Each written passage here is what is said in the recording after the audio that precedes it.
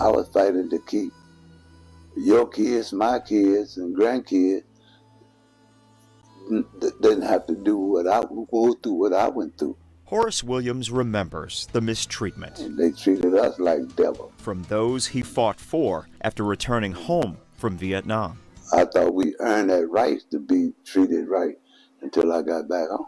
It's something he shares in common with other black soldiers who also served on the battlefield 100 years earlier. One of those soldiers, George Owens, buried right here at Old Bayview Cemetery in Corpus Christi. After a tour of duty in the Civil War, Owens and other former slaves enlisted in the all-black military regiment of the Buffalo Soldiers. I'm gonna lay down my burden down by the riverside.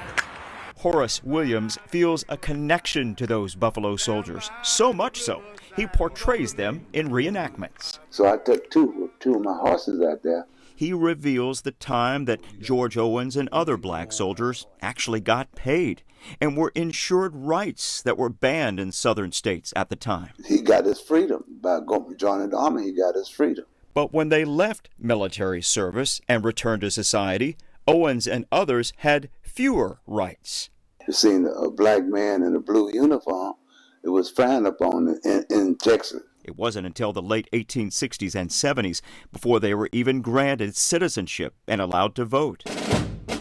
Despite that, Buffalo soldiers fought with honor in the Indian Wars and protected travelers along the way. They actually were the first peace officers in Texas. They also installed new roads, telegraph wires, and railroad tracks, even delivered the mail. These men who met every criteria of the ideal soldier. Historian Dr. Norman Delaney says that Owens' elite regiment of the Buffalo Soldiers helped Americans win the West, with some of the bravest troops leading the way. Imagine 11 members of that one African-American unit received the Congressional Medal of Honor. Many other blacks also, during the Civil War and after, would receive that prestigious medal for courageous actions during combat. Even with those accolades, the military was still segregated for 50 more years.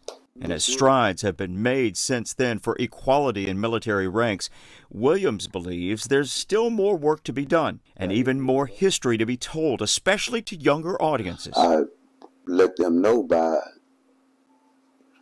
explaining the uniform to them, explaining how the culture for black people was back in the day. So it gave me a good feeling there.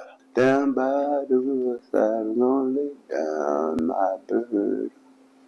Down by the riverside, study war no more. I spent about 3 hours with Horace Williams this past week. I could spend the entire day with him. And you could see Horace Williams and participants in person as they provide historic reenactments every November at the Old Bayview Cemetery here in Corpus Christi. The event is sponsored by the Voices of South Texas.